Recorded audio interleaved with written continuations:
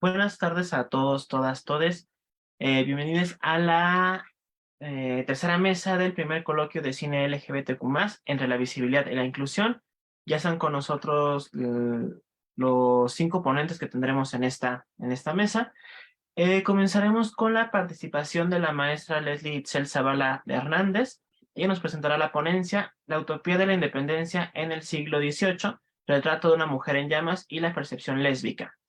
Les recuerdo a quienes van a seguir la transmisión a través de Facebook o también a quienes estamos aquí en la sala de Zoom, que si tienen alguna pregunta o comentario para los ponentes y las ponentes, lo dejen por favor en la sección de comentarios. Muchas gracias y adelante, maestra Les. Muchas gracias. Primero que nada, quiero agradecer a todos los que nos acompañan en esta transmisión, y también a la asociación por aceptar este trabajo y por permitirme compartirles unas reflexiones en torno a una película que yo creo que que es poco conocida y que yo creo que vale mucho la pena, y espero que a partir uh, de estas pequeñas reflexiones que haga tengan la intención de poder ver la película. Voy a compartir algunas fotografías, algunos fotogramas de esta película para tener ciertas referencias en torno a lo que les voy a platicar. Como ya lo mencionaron, esta charla está titulada La utopía de la independencia en el siglo XVIII, retrato de una mujer en llamas y la percepción lésbica. A continuación voy a leer un pequeño texto que preparé para esta presentación con el objetivo de regular mis tiempos y también de ser mucho más concreta con lo que quiero presentar. Entonces, comenzaré. El perfil de Eloís, desde la mirada de Marianne, voltea, nuevamente la observa, regresa la mirada y Eloís la está viendo. Sus miradas se encuentran. La película Retrato de una mujer en llamas es un espectáculo visual, quizás una serie de pinturas en cada toma. Los colores y la fotografía evocan cuadros del siglo XVIII. La directora Céline Sciamma, a través de su filmografía, retrata temáticas cercanas a la comunidad LGBTQ+, y en su último filme aborda la niñez y la maternidad. Desde 2007, con Ascensé Pifre, Tomboy y Petit Mama, se esfuerzan las representaciones del descubrimiento de las pasiones. El contexto de la película está situada en una playa en alguna costa en Francia a finales del siglo XVIII. Las personas, la forma de vida, la infraestructura dan una idea materializada de la sociedad de ese siglo. El vestuario es lo más representativo. Los vestidos largos y el corsé se distinguen en la película y recrean fielmente la vestimenta. Las costumbres y la estratificación social son parte sustancial y se identifican los roles de cada personaje. En relación con la sociedad del siglo XVIII, es interesante analizar la perspectiva de la directora para retratar una situación donde las mujeres son el punto de partida y en función de ellas se plantea la película. La presencia de hombres es mínima, no obstante, su aparición no es bien recibida por el papel que toman, mientras que las mujeres se presentan con mayor frecuencia. Un aspecto dentro de la trama es la representación de la libertad de las mujeres en el filme, ya que en ese siglo difícilmente una mujer podía tener la libertad de viajar sola, trabajar, tomar sus propias decisiones o de ocuparse enteramente de una casa. La aparición casi exclusiva de las mujeres plantea la idea de individualidad y libertad, pero esa realidad es cuestionable. Aún así, como ideal, es bastante motivador y también es un indicativo de la posición de la directora. Cada escena está impregnada de calidez. La paleta de colores está conformada por tonos cremas y el brillo es casi nulo. La ausencia de la música es evidente. El sonido diegético predomina en casi toda la película, desde las voces, el piano y el silencio, mientras que el sonido extradiegético se expresa al final con el verano de Vivaldi. El sonido de los cantos en la fogata parecen ser diegéticos y a la vez extradiegéticos porque se encuentran en los límites de ambos. Al intensificarse sobrepasan a nuestros oídos. Esa melodía es determinante en situaciones álgidas. En toda la película hay muchos planos cinematográficos presentes. El más predominante es el plano medio, seguido por el plano americano y el plano general. En el plano medio centra la atención del espectador porque acerca a los personajes a la cámara, pero mantiene distancia. En este plano hay escenas importantes como las conversaciones. Del plano americano encontramos escenas como las poses en la silla para el retrato, las escenas de la cocina y la reunión frente a la fogata con las demás mujeres. En el plano general se aprecia el paisaje del mar, las poses de Eloise frente a la playa y la más icónica frente a la fogata con el fuego sobre su vestido, escena que le da el nombre a la película. Por otro lado, en el primerísimo primer plano está presente en varias escenas recurrentes, como los trazos, las pinceladas, los besos y las miradas. Y en el plano detalle, considero que es la escena del retrato del libro y los acercamientos en la página 28. La película está protagonizada por Noémie Merlan como Marianne, una joven pintora que es contratada para realizar un retrato. Por otra parte, Adèle Haenel como Eloise es una joven que recién salió de un convento y está obligada a casarse ante la muerte de su hermana. Las circunstancias obligaron a ambas a encontrarse a profundidad, en principio porque Eloise tenía que unirse al matrimonio arreglado por su madre, puesto que con la ausencia de su hermana a ella le correspondía ese compromiso, y no permitirá ser retratada porque eso significaría el pase de embarque para casarse. Marianne, por su parte, tenía la tarea de retratar a Eloise sin que se diera cuenta. Hace un trabajo extraordinario como acompañante, y las miradas que evoca para memorizar sus rostros y facciones terminarán en la complicidad y en una respuesta mutua del gusto entre ambas. El planteamiento del problema se observa cuando se presentan todos los personajes y se entiende que la labor del artista debe ser cautelosa porque Eloise rechaza ese compromiso. Otro personaje importante es Sophie, la persona que ayuda en las labores de la casa y en la cocina. En el desarrollo de la historia no tiene un papel significativo que sea perceptible. Más bien sus actividades corresponden a la cotidianidad y al servicio de una casa. Las tres forman un paisaje hogareño donde se borran las diferencias sociales, mientras una cocina, otra sirve el vino y la otra teje. Aquí vale la pena detenerse y analizar el contexto de la escena. El hecho de que Eloise esté preparando la comida mientras Sophie teje es poco común, ya que la hija de la señora de la casa, normalmente, en un ambiente aristocrático, no intervienen en esas prácticas. Pero en el ideal que sugiero sobre la igualdad, es un ejercicio interesante de una comunidad funcional. Además, la misma Sophie es la protagonista de otro suceso crucial en la película, un embarazo no deseado. Es otra línea argumentativa sobre el proceso de acompañamiento entre todas para buscar abortar adecuadamente. Sophie, a pesar de verse muy joven, sabe los remedios caseros comunes para provocar el aborto, pero al no conseguir el resultado deseado, va con una señora que hace el trabajo de forma eficaz. Entonces, en ese proceso, Marianne y Eloise la acompañan como si se tratase de una amiga. En una especie de fiesta ritual, todas las mujeres del pueblo se reúnen para cantar, tomar, comprar y consumir algunas drogas en un espacio místico. En ese lugar la señora se encarga de realizar el aborto. Entonces, para ese momento de la película podemos observar la posición de las tres chicas sobre el aborto, que con bastante libertad lo practican y entre mujeres lo solucionan. Puede verse o pensarse como irreal, porque a finales del siglo XVIII y durante mucho tiempo el aborto había figurado como ilegal y poco moral, así que es importante la forma en que se retoma el acontecimiento. Dentro de todo el panorama, las actividades de cada personaje y de la tarea del retrato, surge una apasionada historia de amor entre Marianne y Eloise, una representación idílica de una relación que al final es imposible, y donde Marianne incidirá en la vida de su musa.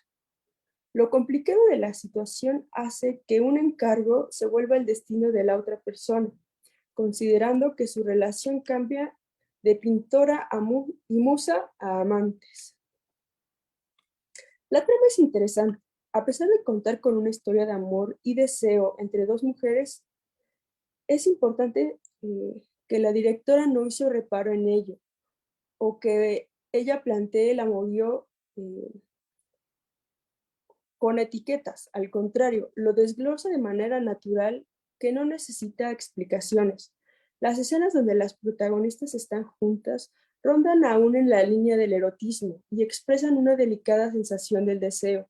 Al final, la película plantea argumentos bastante interesantes desde la postura de una directora.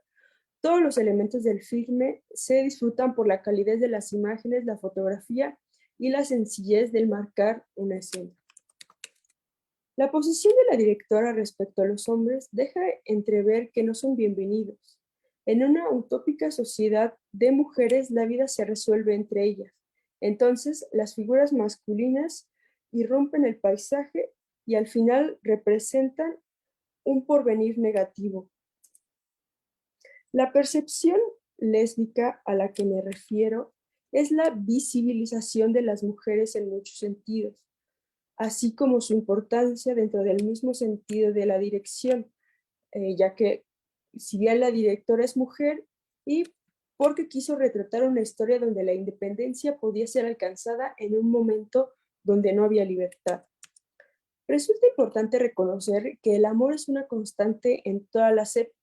Cualquiera que sea la unión, en este caso, el amor y la atracción entre mujeres siempre ha existido. Por lo tanto, la directora eligió un siglo bastante complicado donde la sociedad la rechazaba. Sin embargo, visibilizar el amor es un acto de rebeldía y deja al espectador la reflexión sobre la existencia en todos los tiempos de las relaciones entre mujeres y lo importante que es reconocer la lucha por la supervivencia de la comunidad en tiempos y espacios hostiles. Incluso tener en cuenta el significado de esas relaciones, las estrategias para encontrarse y sobre todo las formas de ir contracorriente es lo que permanece hasta ahora. En general, considero que la película es muy bella estéticamente, la historia es conmovedora y el mensaje es profundo. Retomé muchos elementos de la película en cuestión, entre ellos las tradiciones familiares sobre los matrimonios arreglados, una realidad vigente en esa época que no daba opciones a las mujeres, puesto que los arreglos eran normalmente por conveniencias, no por agrado o amor. En segundo lugar, la atracción hacia otra persona tenía que ser heteronormada, pero al existir una relación fuera de esos estándares, el desprecio era la respuesta social. Finalmente, el apoyo entre mujeres es una idea que la directora remarca. El apoyo en el hogar, en situaciones complejas y sobre todo en el soporte de una relación que crece con normalidad. En el contexto de una historia situada a finales del siglo XVIII es parte sustancial para comprender la forma de vida y las costumbres. Históricamente, la vida cotidiana de las mujeres estaba sujeta a las decisiones de los hombres. Por eso, esta película, aunque se encuentra entre los límites de lo que pudo ser una realidad, se dirige más a lo utópico. No obstante, el placer visual que representa la independencia es un ejemplo aislado del poder de las mujeres frente al desconsolador dominio machista. Es importante ver la película porque más allá de la estética, siempre es interesante ver las perspectivas de las directoras, sus concepciones sobre la vida y el amor y sus representaciones en la pantalla grande. Céline Sciamma, a través de esta historia, logró reunir una serie de argumentos donde plasmó las relaciones entre mujeres, las condiciones desfavorables y al final remarca que, a pesar de todo, no hay forma de unirse sin romper con lo establecido, porque las tradiciones y la sociedad a lo largo de la historia se posicionaron de tal manera que no permitieron uniones entre parejas del mismo sexo. Entonces, ante la imposibilidad, lo prohibido, aunque sea temporal. Y bueno, Eso sería todo. Muchas gracias por escuchar y espero que hayan sido de su agrado estas pequeñas reflexiones en torno a esta película que, a mi parecer, es de las mejores películas que se han sacado en esta década. Por ejemplo, olvidé mencionar, esta película es de 2019 y yo creo que en el contexto que están representando, o sea, hay muchísimas cosas y líneas que podemos discutir, pero yo creo que, como lo menciona en el texto, o sea, en cualquier sociedad, en cualquier época, las relaciones entre personas del mismo sexo siempre van a existir. Y yo creo que eso es bien importante de cómo la directora, que también pertenece a la comunidad, quiere explorar estos caminos y dejándonos estas estas pequeñas historias que están súper cargadas de contenido y que tienen que ver tanto con la comunidad como la independencia de las mujeres. Muchas gracias. Muchas gracias por su participación, maestra Leslie Itzel Zavala Hernández. Continuamos con la ponencia En Lugar Sin Límites a cargo del doctor Hugo Velázquez Villa y la maestra María Estela Márquez Aguayo. Recuerda quienes están siguiendo la transmisión en Facebook que pueden dejar ahí sus preguntas y comentarios para cualquier ponencia. Adelante, Hugo Velázquez.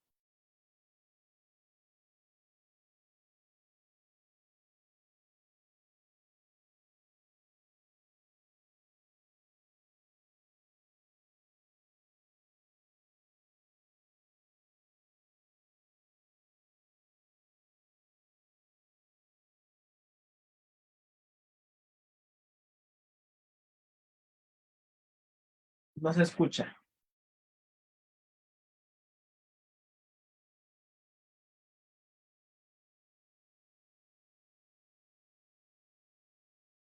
No le escuchamos.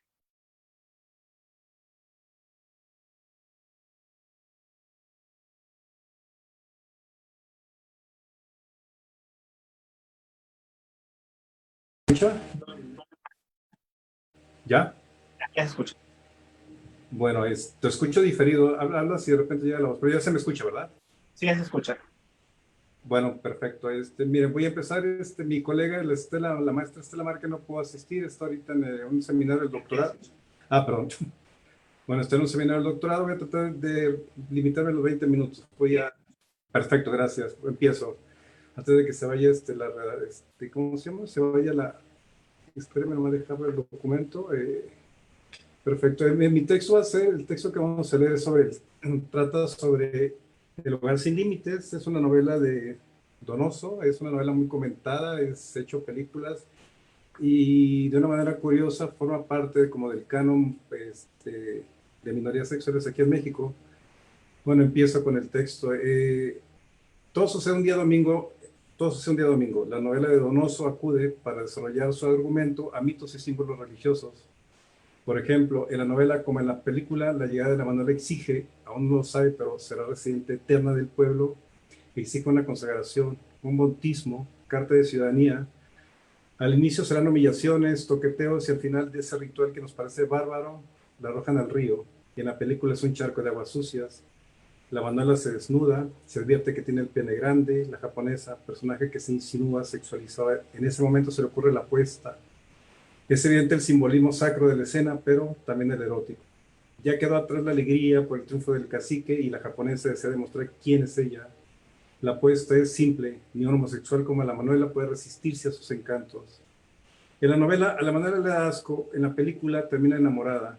Aquí nos enteramos qué es lo que se juega con este personaje. Ella, él, disuelve al género, a la división binaria considerada por todas las autoridades, a la generalización que permite que exista la sociedad tal como la conocemos. Don Alejo pierde la apuesta. Aquí de nuevo el director usa el estereotipo para hacer posible lo que no lo parece, el coito entre un homosexual y una mujer, porque la prostituta es la exaltación de la feminidad según el imaginario del macho. Nadie se puede resistir a ella, ni siquiera un homosexual. De ahí la apuesta que ella sabe que va a ganar. De ahí la apuesta que cree él, el cacique, que va a ganar, porque para un macho un homosexual es una deformidad de la naturaleza. En ese juego de equívocos, el oligarca en la novela pierde su paraíso, ya no será el dueño absoluto, tiene que pagar su deuda de juego. Un amo tiene palabra, debe tener palabra. Luego viene la promesa de la luz. En la novela el padre promete llevar, el padre que es el oligarca, promete llevar la electricidad al pueblo, que la japonesa traduce como tener luz. El oligarca no puede hacer realidad su promesa, entonces debe morir. En consonancia con la derrota del padre, la japonesa seduce a la Manuela de la única manera posible, la hace imaginar que ella es la macha. Cito el texto de la novela, le dice a la Manuela, yo te estoy haciendo gozar porque yo soy la macha y tú la hembra. Ahí es cuando lo natural se transforma en antinatural, es decir, la historia inaugura otra naturaleza, otro poder, otros amos, lo antinatural será de ahí en adelante lo natural. El oligarca, ese ser omnímodo, pasará a ser un ser antinatural, fuera del tiempo, anacrónico. La nueva realidad chilena nace de esta fusión y confusión de identidades. Para la cultura mexicana, esta fusión atenta contra el macho, contra todos los machos. Una exige una lectura política, la novela, la otra una lectura moral, la película. En la novela llena de imágenes religiosas, el lector acepta de manera tácita que sea domingo, el día en que sucede todo, y porque es el día en que Dios terminó su obra y descansó. Podemos leer en el Génesis, el séptimo día terminó Dios lo que había hecho y descansó. Entonces bendijo el séptimo día y lo declaró día sagrado, porque en ese día descansó de todo su trabajo de creación. Claro, en la novela Dios no descansa y aquí Dios es el terrateniente, don Alejo, y es el cacique en la película, el Dios de la novela, que está a punto de morir con él toda su creación. El cacique en la película no puede dominar a sus subalternos. La japonesita, la hija de la japonesa, se niega a vender su casa y ese día domingo en que Dios descansa es el día más flojo para el burdel de la japonesita. Pancho Vega, el macho bruto que genera deseo y terror, visita el burdel, pero nadie lo sabe, pero él ve con ansia y temor y al mismo tiempo lo que imagina que va a suceder. En la novela sabemos de las inclinaciones sexuales de Pancho y en la película las intuimos. El director da pistas sobre su deseo homosexual, el camión rojo, la camiseta roja, la ambigüedad de su deseo incestuoso o desplazado. Quiere violar a la hija, besa al padre, asesina a la Manuela. Todo esto nos resulta extraño, pero en la economía del pecado, de la conciencia desgraciada, todo tiene sentido. En la novela sabemos de la muerte inminente del padre, del oligarca. Al final de la novela, la japonesita piensa, las cosas que terminan dan paz y las cosas que no cambian comienzan a concluirse. Están siempre concluyéndose. Lo terrible es la esperanza. En ese momento ignora la muerte del padre, madre y de la inminente muerte del oligarca. Y en la novela y en la película, el más débil es el que se presenta como el más macho, es decir, el que no le tiene miedo a nada. Por eso, justo antes de su caída, Pancho le dice con pasión mal disimulada a la Manuela, un hombre tiene que probar de todo. Para ese momento ya sabemos que Pancho no es un hombre, es un estereotipo. Y la novela, en la novela como en la película será el macho bruto, borracho y camionero. Pancho será el enemigo discreto del oligarca, la Manuela es la peste que lo infecta todo. Pero vayamos por partes. A continuación vamos a describir algunos de los personajes principales, sus funciones y relaciones con otros personajes.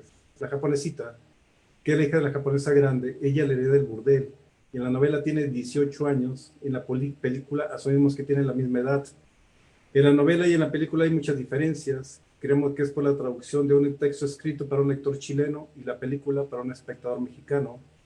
Además de las dificultades que implica la traducción de lo escrito a lo visual, podemos afirmar sin equivocarnos que Ripstein recrea la novela, la reapropia, es decir, hace una lectura y la traduce para México, convierte el argumento político de la novela en un guión ético para películas que apenas, en lo esencial, se parece al texto. El director conserva casi todos los personajes, pero esto llevan a cabo otros fines. Por ejemplo, la japonesita en la novela es un ser extraño, parece más castigado por su origen que por algún defecto biológico. Tiene 18 años, ya lo dijimos, aún no menstrua, es flaca, fea y virgen. A pesar de que trabaja administrando un prostíbulo, es un ser asexuado. De nuevo nos parece curioso un personaje asexuado dentro de un lupanar. Y no es que creamos que ese lugar sea el espacio idílico para el erotismo, sino que el autor resalta al personaje por sus deficiencias, no por sus aptitudes. En la novela su deseo es acumular dinero, deja de lado su líbido. En la novela el autor no deja espacio para que pensemos otra cosa. Ella es así por su origen, ella es la concreción divina o natural por los pecados o por los excesos de sus padres. Ella es el producto de una unión bizarra, de ahí lo singular de su existencia. En el texto ella siempre está moviéndose en la oscuridad, siempre tiene frío, y en la película parece siempre irritada, a punto de explotar. En el texto es como si todas las perversiones de su madre y de su padre encarnaran en ella, adulta, fea, virgen, estéril, no menstrua, ella es la concreción de lo normal. La japonesa grande es la primera dueña del burdel. El autor la describe del lado opuesto a su hija. Está sexualizada, es vital, grande, bastante vasta de carnes, pero sobre todo es un ser lleno de ilusiones. Tiene la esperanza puesta en el patriarca, que cree que todo lo puede, y en el futuro ambas expectativas fracasan. Entonces ella muere.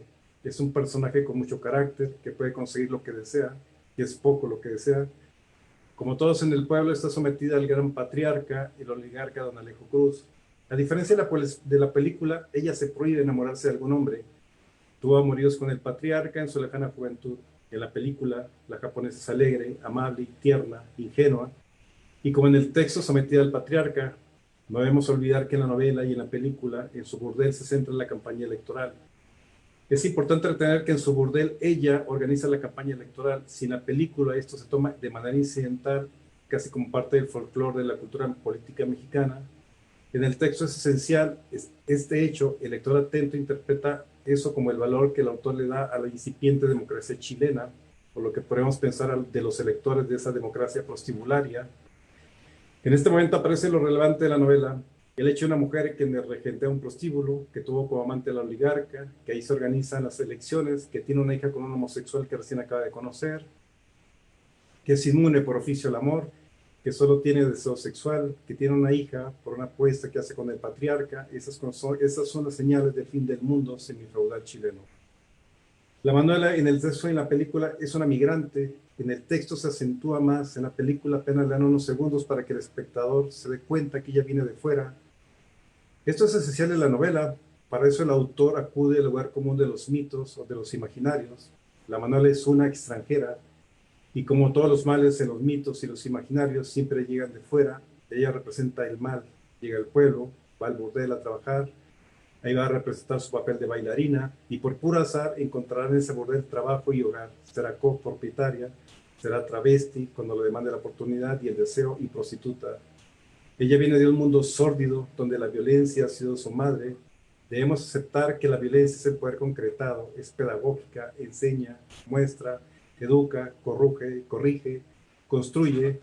Pensar que solo es odio, humillación o un acto irracional es falso. El que comete la violencia puede que sea todo lo anterior, pero él o los que la enuncian saben de sus efectos y lo que quieren conseguir con su práctica. Ya sabemos, una práctica legitimada es una norma que para muchos debe cumplirse. Si no hay represalias, juicios, tribunales, es porque se puede cometer con impunidad. Y esa es la vida de la Manuela. Ella es paradójicamente una nómada sedentaria. Es decir, antes de ese hogar tuvo otros. Su vida fue un movimiento que parecía perpetuo hasta que la suerte la tocó y la hizo propietaria. Es un hombre, pero nadie la trata como hombre, ni el novelista, ni el director. El espectador cae en la trampa de inmediato. La Manuela, si es algo, será un ser híbrido, atrapado entre dos cuerpos, el de hombre, que le repugna, y el de mujer ideal, que nunca conseguirá, que solo representará cuando se ponga su vestido rojo. No hay que olvidar que lo esencial de la Manuela es migrante en el sentido absoluto. Hay muchas características en la película que o se borran o están implícitas. Si el espectador tiene presente el texto, como por ejemplo que ella es una migrante, pero no solo laboral, ella es una migrante sexual, quiere ser otra, también es una migrante emocional, ha sido expulsada de ese pequeño jardín que nuestro imaginario supone que es la familia, lugar seguro, amoroso, gobernado por otro patriarca. De ahí fue expulsada, y también es migrante del género. Ella ha sido expulsada 3 veces de la familia, del trabajo. No podemos imaginar en esa época a un travesti como oficinista, así que solo tiene como oficio, consecuencia de su exilio sexual, el burdel. Y finalmente es una exiliada del género, no es hombre ni mujer, se transforma parcialmente en mujer cuando se pone su vestido rojo, pero no abandona del todo su corporalidad masculina. La Manuela no se transforma, queda a la mitad. De que sea un ser generalizado, pero de una manera desconocida para la época. Es un ser ininteligible, porque solo se puede hacer inteligible de la única manera que tiene el macho para hacerlo. Es un joto, un puto, una normal. También debemos recordar que Pancho, a su manera, es otro exiliado del pueblo, del dominio del padre, por su trabajo. está en constante movimiento. Pancho, con su camiseta roja, es un migrante, llega desde otro lado. El personaje de Pancho es un desarraigado en el sentido absoluto de la palabra. Ella y él, la Manuela y Pancho, son una especie de Edipo rey. Cuando Edipo llega a Tebas, los dioses envían una peste reclamando un castigo para el culpable, que es él, pero no lo sabe. Edipo tiene que exiliarse de la ciudad, ella se exilia a su manera, con la muerte a manos del que la desea. Esta lectura admite que fue un crimen pasional. De la novela es imprescindible que sean de fuera los que manchan ese jardín del Edén del patriarca. La Manuela, cuando se muere, se acuerda que es Manuel Astica, y Octavio, otro foreño que representa a los nuevos amos, y Pancho, otro exiliado que vive en el closet. En la película, la Manuela es siempre la Manuela. En la novela, a punto de morir, recuerda que es Manuel González Astica. En la película, la Manuela es más Manuela cuando se viste de rojo. Debemos recordar que el director visita todas las posibilidades del rojo. Rojo es el color del camión de Pancho, lo que nos lleva a pensar que no es casual ese color. Pancho ya está montando a la Manuela cada que maneja su camión. Roja es la camiseta de Pancho, rojas son las uñas mal pintadas de la Manuela, rojo es el carmín desaliñado de sus mejillas, rojo oscuro es el color del prostíbulo, el rojo domina escenas de la novela y que recupera la película. Es evidente que el director tiñe todo de rojo, que en México podemos identificar sin traicionar la idea o el concepto que existe un rojo prostibulario.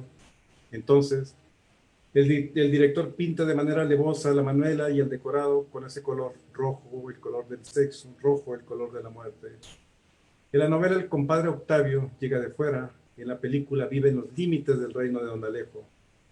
En el contexto de la novela podemos interpretar que está fuera del dominio del oligarca, de donde él es, no puede ejercer su poder porque es ajeno a la omnímoda influencia de Don Alejo. Además no le debe nada, como le deben todos los habitantes del pueblo. El compadre Octavio es a su manera un ser soberano.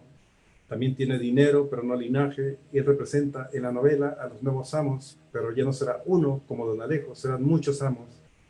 De ahí que vea al oligarca como lo que es alguien que solo tiene dinero, no vea un ser superior como lo ve Pancho, él, el compadre.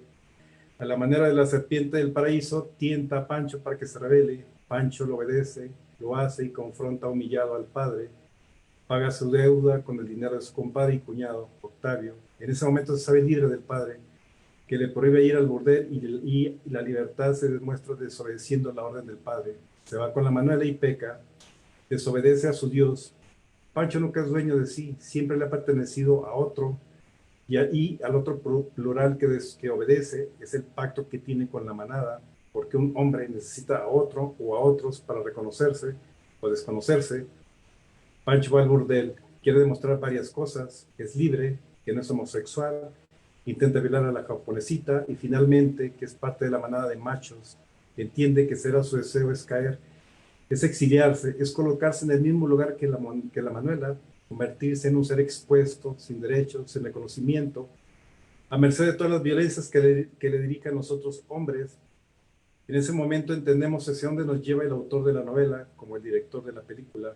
Cuando se violan tantos interdictos es imprescindible un sacrificio. Se tiene que limpiar la mancha, la peste, el contagio.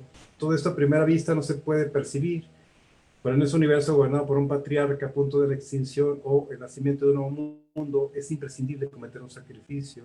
El asesinato es al mismo tiempo un crimen y un sacrificio. Pancho sabe instintivamente lo que enfrenta, pero encuentra los obstáculos imposibles de vencer, su propio deseo y la presencia de Octavio, que no es cualquier hombre, es su cuñado, su compadre y su cómplice. Su presencia triple como hombre hetero, como cómplice, como macho. Pancho no tiene salida, sabe que debe matar al objeto de su deseo, porque si no lo hace, en ese momento sabe que será exiliado de la manada, es decir, de la normalidad.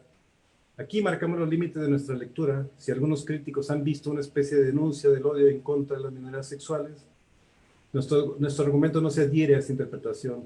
El autor de la novela usa la figura del travesti para mostrar la decadencia del mundo oligarca y el advenimiento repugnante de la democracia chilena, constituida por esos seres abyectos, escaladores, prostitutas que venden no solo su cuerpo, sino sus voluntades, criados que dependen de la voz del amo.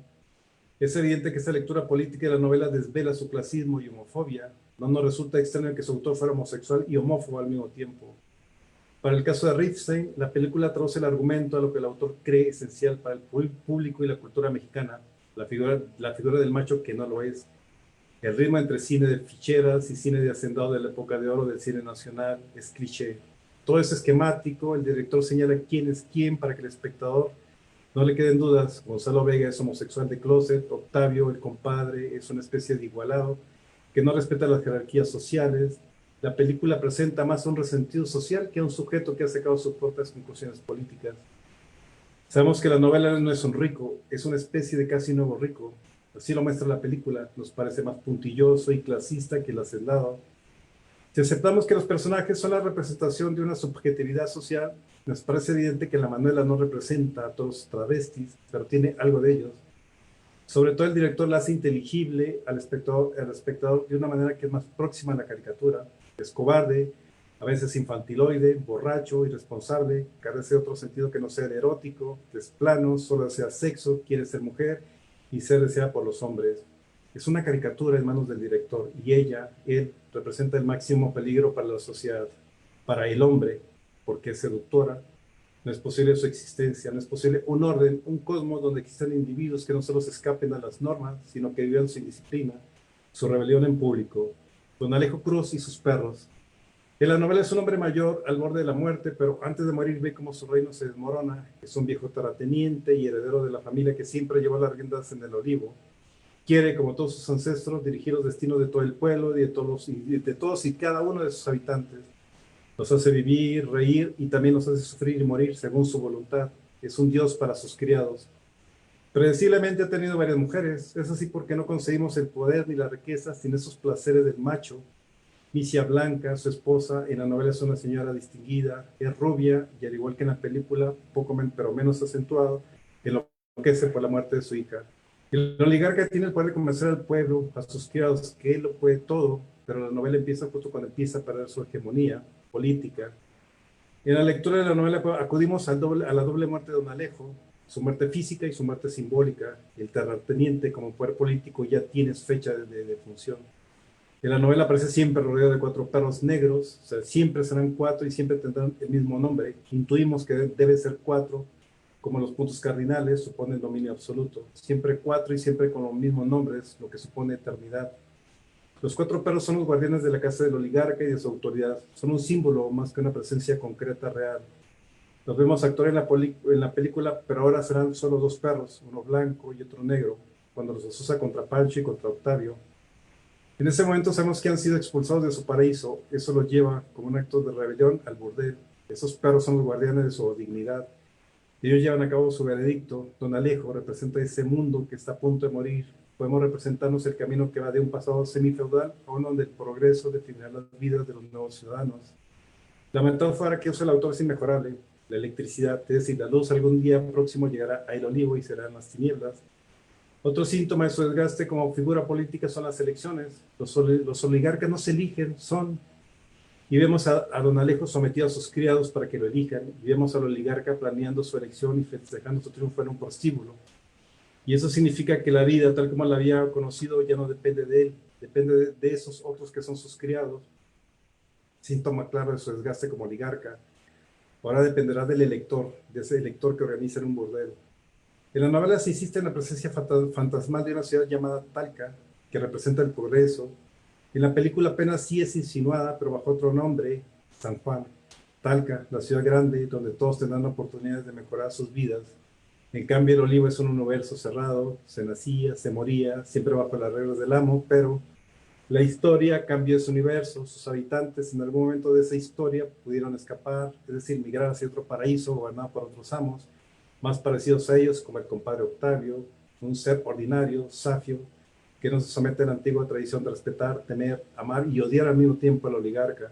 El progreso nunca llegará mientras un oligarca sea el amo.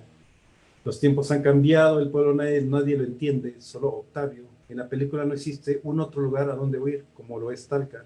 Es un pueblo en ruinas, es un infierno, es un cosmos que empieza a perder todo lo que le ha dado coherencia, el respeto, las jerarquías, las costumbres. El autor describe entonces a los asesinos del oligarca y de la Manuela. Está el escalador, el compadre del macho homosexual, está el homosexual de closet y el travesti. Los 3 fundidos en un solo cuerpo monstruoso. Ellos son los culpables de la muerte de ese cosmos. Ellos son esa bestia fabulosa, de 3 cabezas, inmoral biológicamente, antinatural. En la película todo es diferente. En una escena, es una escena de ladrones y policías. No hay mezcla, no aparece el monstruo, solo dos machos asesinando a un homosexual. Al final de la película, el director reúne con imaginación varios acontecimientos para el asesinato de la Manuela. El primero es la imprescindible presencia del compadre Octavio, porque es su mirada, es su testimonio lo que pone en duda la sexualidad de Pancho. Él es el único que puede salvarlo. Lo necesita Pancho para que quiera, para que pueda ser otro Pancho. No es ser abyecto de sexualidad dudosa.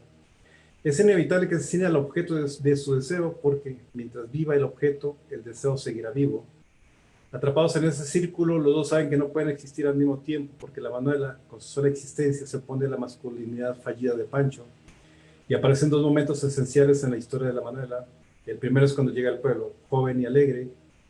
Al terminar ese día se encuentra vestida de rojo y al final de la novela emerge de los hilachos de su vestido. Manuel González Astica, su nombre oficial. No sale Venus del mar, emerge Manuel. En la película solo vemos a la Manuela muerta, tirada en una calle de pueblo, bajo la mirada indiferente del cacique moribundo. Su asesinato es el último intento para detener el tiempo, es decir, el futuro. Al final vemos al oligarca meditando su venganza. Permite que asesinen a la Manuela porque es más importante su odio que la vida de ella y que la misma justicia. Impide que su guarura les dispare a Pancho y a Octavio. Prefiere esa muerte que le abre las puertas de la venganza, la cárcel. La japonesita, la hija de la Manuela, a punto de dormirse en el burdel, solo se queja del padre. Sabe que, como en otras ocasiones, llegará después de 3 días de borrachera y lujuria, golpeada, y entonces apaga la vela y todo se queda en la más absoluta oscuridad. ¿Termino?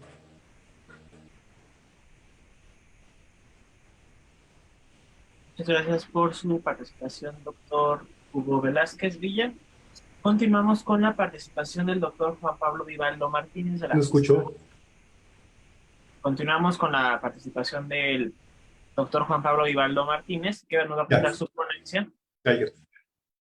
su ponencia, Vejeces y diversidad sexual en la pantalla internacional. Adelante, doctor Juan Pablo Vivaldo. Mil gracias. En esta ocasión, y dándole seguimiento a un tema que atrapó mi atención y que tuvo que ver con las representaciones de las vejeces en el cine mexicano, en estos minutos compartiré el que considero es su complemento, es decir, algunas reflexiones sobre las consideraciones de las vejeces de la diversidad sexual en el cine internacional. Cada vez es más visible la comunidad LGBTQ+. La encontramos como grupo visible y consolidado en espacios públicos, escuchamos sus proclamas y muchos hacemos lo posible por entenderlas y apoyarlas. Y también localizamos sus representaciones en la literatura, en la música y en la cinematografía. Sin embargo, aún encontramos cierta disparidad si tomamos en cuenta que los grupos etarios no tienen el mismo peso específico, tanto en la militancia como en las representaciones sociales. En concreto, pienso en la vejez y para que no parezca un ente monolítico, me referiré a las vejeces como formas distintas de vivir la etapa. ¿Por qué me interesan las vejeces o las distintas formas de envejecer? Como historiador, me interesa investigar los significados y transformaciones que han tenido a lo largo del devenir histórico el proceso biológico inherente al ser humano, es decir, el envejecimiento, y los de la vejez, su etapa social. ¿Y por qué el interés con las representaciones sociales? Estas son un concepto potente emanado de la psicología que es útil para comprender las transformaciones de una serie de imágenes o entidades en el tiempo. Su estudio interesó al francés Roger Chartier, quien mostró su beneficio para la historia en su ya conocido libro El mundo como representación, así como al psicólogo social Patrick Rateau, quien afirma que la representación social se presenta como un conjunto organizado e indiferenciado de elementos cognitivos relacionados con un objeto social. Vivimos en un mundo cada vez más plural. Sin embargo, hablar sobre las representaciones de la diversidad sexual en el cine trae a nuestra mente películas cuyos protagonistas pertenecen a etapas de la vida como la adolescencia, la juventud o la edad adulta. De tal suerte, los extremos de la vida, es decir, la infancia y la vejez, por lo general quedan relegados a un segundo plano, lo que provoca que no tengamos presentes las películas que las representan. En los siguientes minutos me concentraré exclusivamente en el trinomio cine, vejez, diversidad sexual por 3 motivos fundamentales. En primer lugar, debido a que la reflexión histórica sobre dicha etapa de desarrollo del ser humano me ha interesado durante la última década. En segundo, porque si en ocasiones las vejeces son invisibilizadas, aquellas que pertenecen a la diversidad sexual lo son aún más. Finalmente, porque considero que el cine es una herramienta útil para propiciar la visibilización y discusión del tema. Desde hace algún tiempo he aprendido que mirar las películas no implica exclusivamente el acto de prestarles atención, sino que también es un pretexto para ir más allá, para profundizar en las distintas temáticas que nos muestran los cineastas y entender lo que nos quieren decir. Además, sostengo que tendríamos que echar mano de distintas herramientas teóricas como el género para entender la desigualdad de los poderes de todo tipo y la interseccionalidad, que implica pensar que no solo existe un único elemento que explique los avances o retrocesos de esfuerzos individuales o colectivos, sino que debemos considerar más variables como las discriminaciones, las condiciones físicas y étnicas para explicar así las dinámicas de opresión en las que se encuentran los individuos y los grupos. A partir del último tercio del siglo XX, algunos cineastas dirigieron proyectos en los que se atrevieron a mostrar formas de envejecer, formas de ser y de sentir entre las personas. Así que vale la pena preguntarnos, ¿cómo se representó lo que hoy conocemos como diversidad sexual?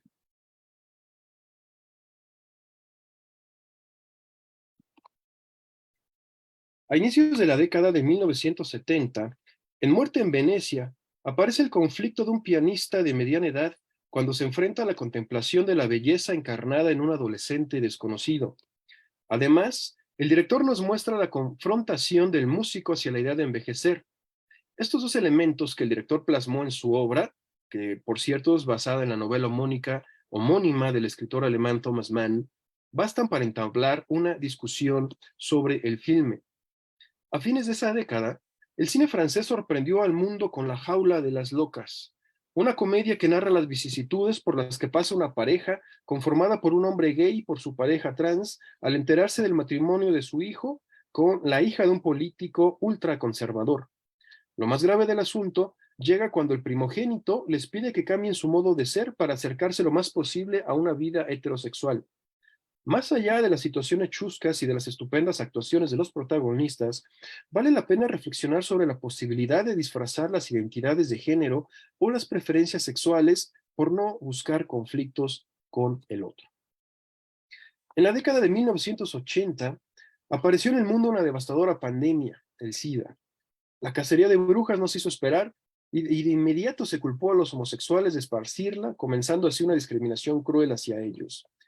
Filadelfia relata el drama de un hombre que en los inicios de su proceso de envejecimiento contrajo la enfermedad hasta que falleció debido a ella.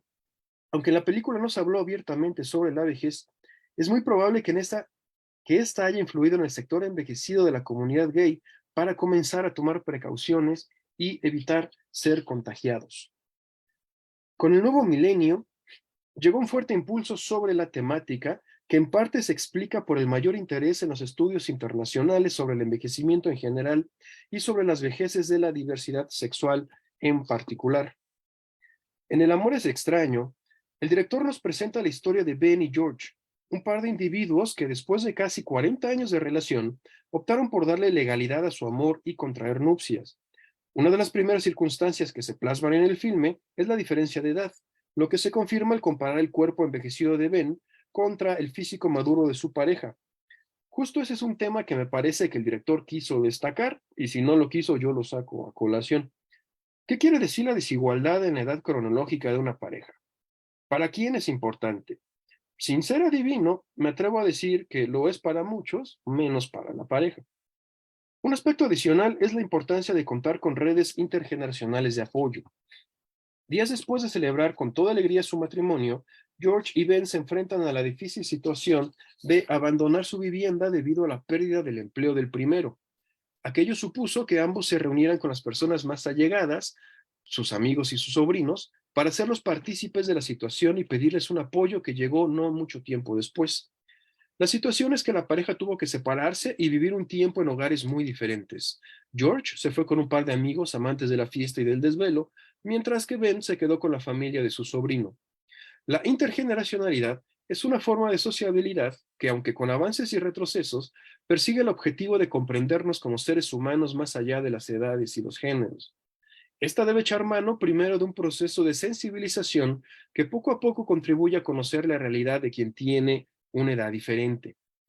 Esta complejidad queda retratada en la película cuando George, amante de la tranquilidad y la música clásica, se enfrenta de pronto al bullicio y a ritmos latinos, mientras Ben debe entenderse con un adolescente en constante confrontación con su mundo. En las aventuras de Priscilla, reina del desierto, una mujer transexual y dos drag queens emprenden un viaje por el desierto de Australia en el que no solo refuerzan sus vínculos solidarios y afectivos, sino que son capaces de replantearse sus vidas e iniciar nuevos proyectos. La paternidad en el caso de Mitzi y una relación de pareja en lo que se refiere a Bernadette, la mayor del trío de amigas. En la película, si bien refleja que en la década de 1990 aún existía cierta discriminación y sorpresa por encontrarse en ciertos pueblos aquellas tres drag queens, la sensación que deja en el espectador es de naturalidad por la expresión de las identidades y preferencias sexuales de los protagonistas. La toma de decisiones es fundamental en la vida de los seres humanos y se tendría que fomentar desde la infancia para que a lo largo de nuestra vida se convierta en una acción que se tendría que tomar con toda naturalidad. Sin embargo, debido a situaciones que se relacionan con circunstancias que van desde una educación precaria, con las construcciones sociales que se reproducen incesantemente, hasta situaciones de despojo derivadas de la desigualdad en todas las esferas, la toma de decisiones en cualquier edad de la vida se complica. Esta situación se plasma en el filme paraguayo Las Herederas, que nos invita a reflexionar sobre el tema a través de sus protagonistas Chela y Chiquita, una pareja de mujeres que han permanecido juntas por más de 3 décadas. La vida les jugó una mala pasada en su vejez y Chiquita fue acusada de fraude, motivo por el que se vio obligada a permanecer en prisión por algunas semanas. En ese lapso, Chela tuvo que agarrar el auto, que no manejaba muy bien, y proporcionar un servicio de taxi a un grupo de mujeres mayores acaudaladas. Esto le permite conocer a Angie y entablar una relación afectuosa. No obstante la diferencia de edad, Chela se enamora de ella hasta el punto en que decide ir en su búsqueda el mismo día en que Chiquita salió de la prisión. Los procesos se engarzan con la historia de los individuos, con sus luchas, triunfos y fracasos. De tal suerte, la participación de los sujetos sociales es pieza clave para comprender los avances o los retrocesos en el devenir histórico. Algo de esto se muestra en Swan Song, cuando el otrora famoso estilista Pete Pitzenbarger recibe en la residencia de ancianos en la que se encuentra, a través del abogado de una de sus ex clientas recientemente fallecidas, su último encargo: peinarla y maquillarla para su última aparición. Aunque al inicio ofreció resistencia, la petición lo animó a salir del establecimiento para cumplir la última voluntad de su amiga y, de paso, reconocer un mundo que había dejado atrás. Así llegan a su memoria recuerdos que van desde la muerte de su pareja debido al SIDA hasta el largo camino por el reconocimiento de los derechos de las personas gay. Entre otras situaciones, llama la atención en esta película la etapa que muestra a Pat dentro del asilo, en el que la depresión lo invade al punto de resistirse a caminar. Esto podría explicarse por la crueldad de algunos establecimientos por provocar que las personas regresen por segunda vez al closet para no contrariar al resto de los inquilinos. Por fortuna, existen ya algunos esfuerzos por brindar lugares para que los viejos de la comunidad LGBTQ+ encuentren un hogar, como en el caso de la Etus Vitae, un establecimiento surgido en la Ciudad de México e impulsado por la mexicana Samantha Flores. La represión a los gays no es reciente, como tampoco lo es la clandestinidad de la que se han valido para dar rienda suelta a sus deseos y a la posibilidad de encontrar espacios propios. Esto se retrata en Operación Jacinto, nombre de la estrategia que llevó a cabo la policía polaca entre 1985 y 1987 para crear un registro de los homosexuales que habitaban el país. En ella encontramos 2 caras de una misma crueldad: la asfixiante persecución a un profesor gay maduro a quien se le arruina la vida laboral y familiar por sus preferencias sexuales y prácticas corporales, a manos de un director gay de la policía que no duda en usar su poder para extorsionar a jóvenes y abusar de ellos. Ahora pensemos sobre otra cosa más amable, pero no por eso menos complicada. ¿A qué debemos referirnos cuando hablamos de amor? ¿A un sentimiento de afecto hacia otra persona? ¿A la búsqueda de la unión sexual? En todo caso, Cuando pensamos en las preguntas anteriores, ¿creemos que este debe tener límites cronológicos preestablecidos? La sexualidad en la vejez pareciera que se ha convertido en un tema clandestino y casi prohibido cuando se considera a las personas de la diversidad sexual. El problema es que cuando se piensa en ello, por lo general se suele delimitar al coito o la cópula sexual, con lo que se deja fuera el erotismo y el placer que rodean a dos cuerpos que se aman. Así, en las aventuras de Priscila, reina del desierto, Bernadette Basinger, la vieja transexual, y Bob emplean todo un elaborado ritual de seducción que no necesariamente culmina con el contacto de sus cuerpos, mientras que en El amor es extraño, Ben y George, además de vivir juntos, no tienen empacho en demostrarse su amor a cada momento. En este terreno, gerontofilia muestra una cara de las relaciones afectivas que no estamos acostumbrados a pensar y que por tanto muchos se niegan a ver.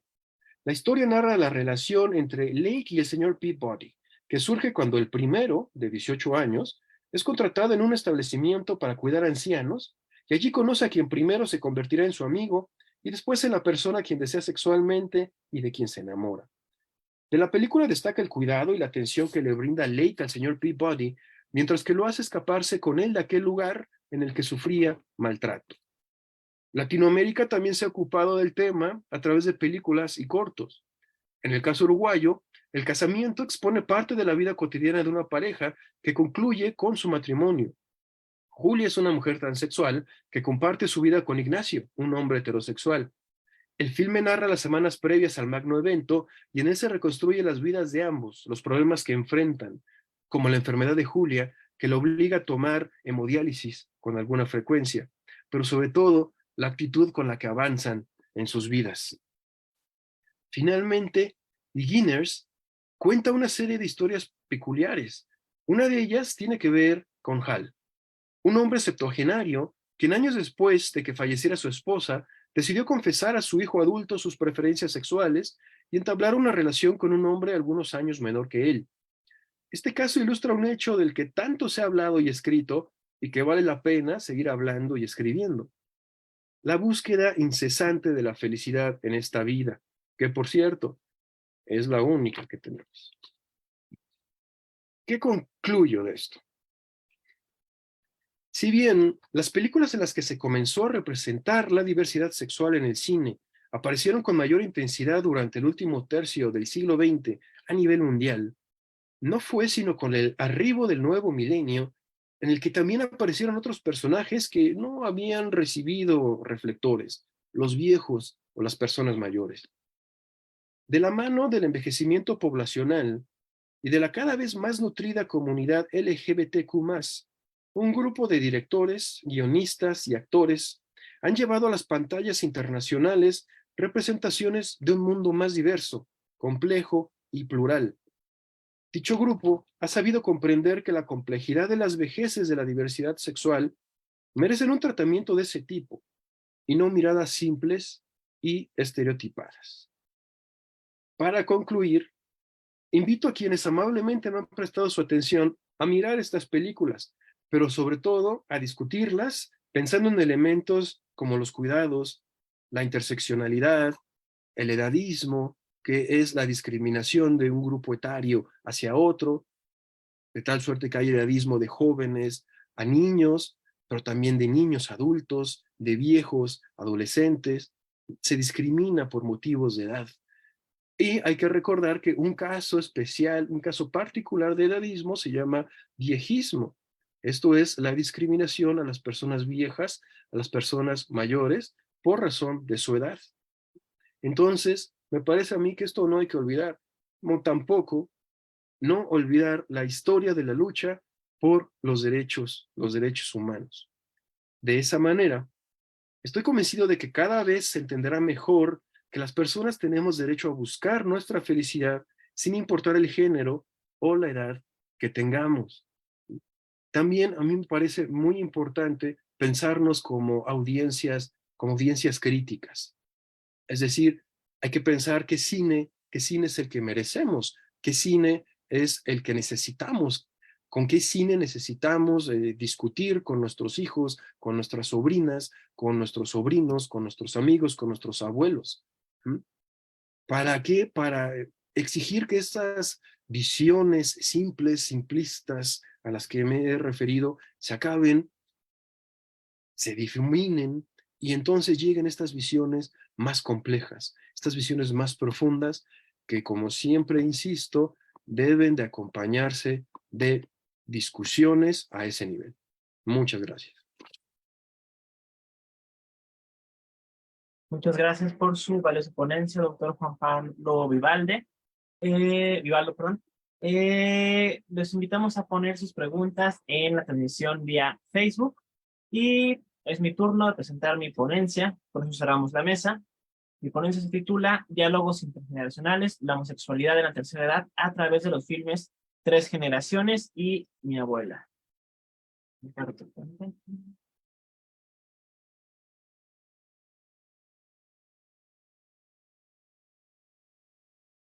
El estudio de la vejez ha tenido un auge considerable en las últimas décadas, ya sea desde una perspectiva social, económica, política o cultural. La bibliografía centrada en esa etapa de la vida humana se ha ampliado de manera importante, dando pie al abordaje de temas no explorados anteriormente, como lo es la sexualidad en la tercera edad. En la actualidad, se vive un momento de importantes cambios demográficos en los que se evidencia un considerable aumento de las personas de la tercera edad o ancianos sobre otros sectores poblacionales, siendo esta una situación presente en gran parte del mundo. Como bien se especificó en la Segunda Asamblea Mundial sobre el Envejecimiento, cito, el envejecimiento actual de la población no tiene precedentes en la historia de la humanidad. El aumento del porcentaje de las personas de edad, 60 años y más, está acompañado por la disminución del porcentaje de niños y adolescentes menores de 15 años. Para 2050, por primera vez en la historia de la humanidad, la cantidad de personas de edad en el mundo superará a la cantidad de jóvenes. Cierro cita. Siguiendo esta idea, se estima que dentro de 50 años seremos 2.000 millones de personas mayores en todo el planeta. El 22% de los habitantes del planeta tendrá entonces más de 65 años. Es probable que esas estadísticas y tendencias demográficas sean las responsables directas del aumento de estudios e investigaciones centradas en la tercera edad.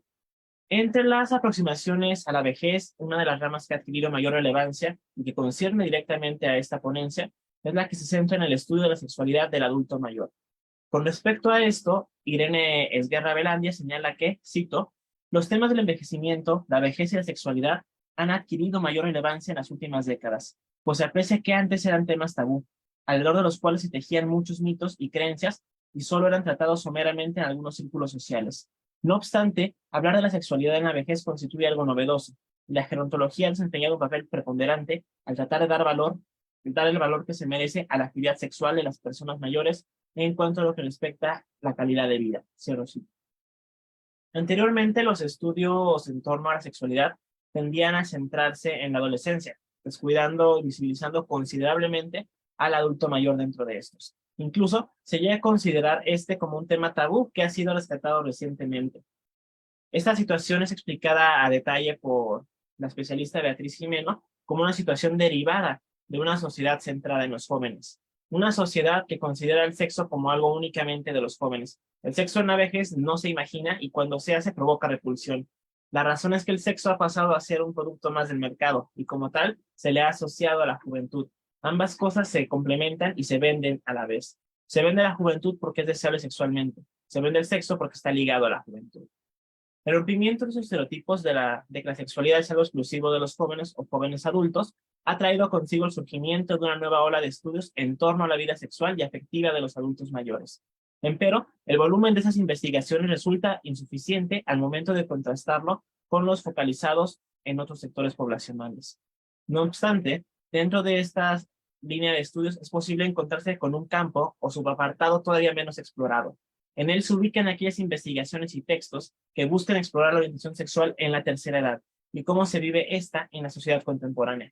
Cabe resaltar que la mayoría de esos aportes han visto la luz gracias a la labor de numerosas asociaciones y fundaciones que buscan defender los derechos de la comunidad LGBT. ¿Cómo viven los adultos mayores la homosexualidad? ¿A qué problemas de discriminación y marginación se enfrentan al encontrarse en una sociedad heterosexista o heteronormada? ¿Cómo se relacionan y vinculan en el activismo político y social?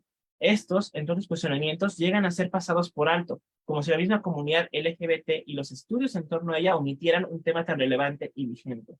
En la actualidad se estima que aproximadamente entre 5 y 10% de los adultos mayores forman parte de la comunidad LGBT, siendo sus porcentajes descuidados y marginados tanto por los estudios académicos como por el activismo y movimientos sociales.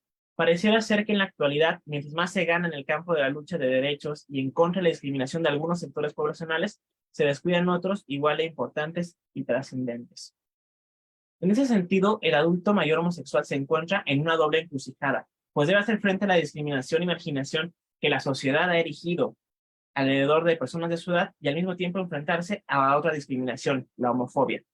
Esta falta de atención y descuido en torno a los derechos y libertades de los adultos mayores homosexuales emana en muchas ocasiones de la misma lucha de la comunidad LGBT y se relaciona fuertemente con el papel que juegan los jóvenes con respecto a la sexualidad, como ya se ha mencionado anteriormente. Esta segregación y marginación del homosexual de la tercera edad puede desencadenar problemas emocionales y psicológicos, como lo es la depresión, siendo la soledad la principal causa de esta. Aquí el papel de la familia y de los cruces intergeneracionales que mencionaron en la ponencia pasada juegan un papel muy, muy importante. Puesto que aquellos individuos que otrora tuvieron una relación heterosexual que trajo consigo la formación de un núcleo familiar, hijos, nietos, y gozan de la aceptación de este, son menos propensos a sufrir aislamiento social. De esta manera se puede afirmar que el apoyo familiar e intergeneracional es crucial para el bienestar del adulto mayor homosexual.